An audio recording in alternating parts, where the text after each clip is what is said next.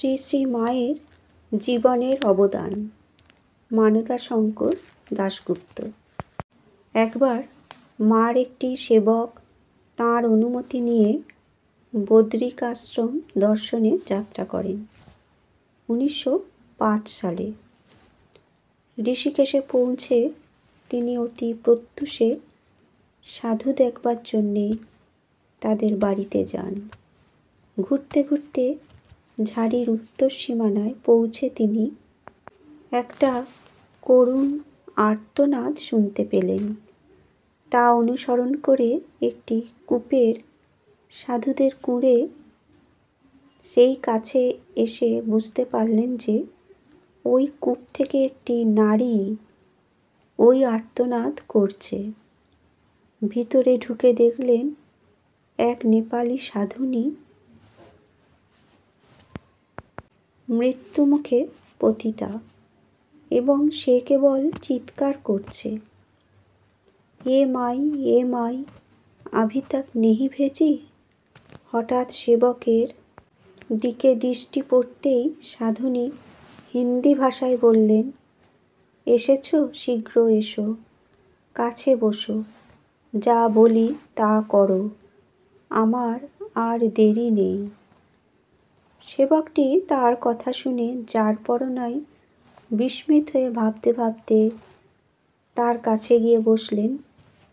তখন নেপালি মাই তাকে বলতে লাগলেন, সন্দেহ করো না, মাকে জিজ্ঞাসা করো, তিনি তাঁর একটি সন্তানকে আমার শেষ সময়ে পাঠাতে প্রতিশ্রুত আছেন। সেবকের বিস্ময়ে আর সীমা রইল না। নেপালি মাই পুনরায় বললেন, এখন যা বলি তা করো।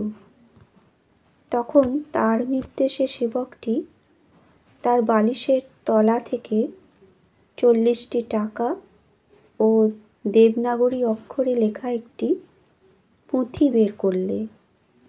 নেপালি মাই বললেন, আমি মরে গেলে শরীরটা সাধুদের সাহায্যে গঙ্গায় ফেলবে এবং চতুর্থ দিনে ওই টাকায় সাধুদের ভাণ্ডারার ব্যবস্থা করবে, আর পুঁথিটি 3 দিনের মধ্যে মুখস্থ করে নিয়ে তৃতীয় দিন গঙ্গায় ফেলে দেবে।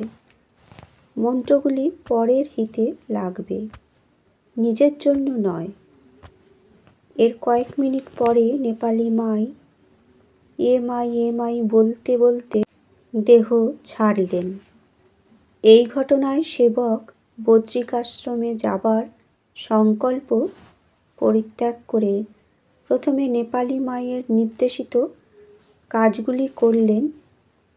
তারপর সোজা জয়রামবাটি ফিরে মাকে সমস্ত ঘটনা আনুপূর্বিক জানালেন।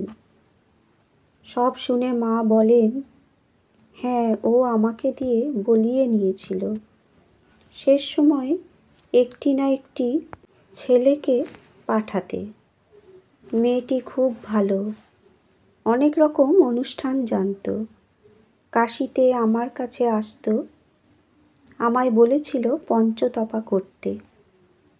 এই অজ্ঞাত নেপালি সাধুনীর কাছে মার এই প্রতিশ্রুতির সংবাদ কেউ রাখত না। হয়তো মাও আর তা স্মরণ করেননি। কিন্তু কত বছর পরে এবং কি অভাবনীয় উপায়ে তাঁর ওই উক্তিটি সফলতা লাভ করেছিল, ভাবলে বিস্ময়ের অবধি থাকে না। কোনো কূলকিনারাও পাওয়া যায় না।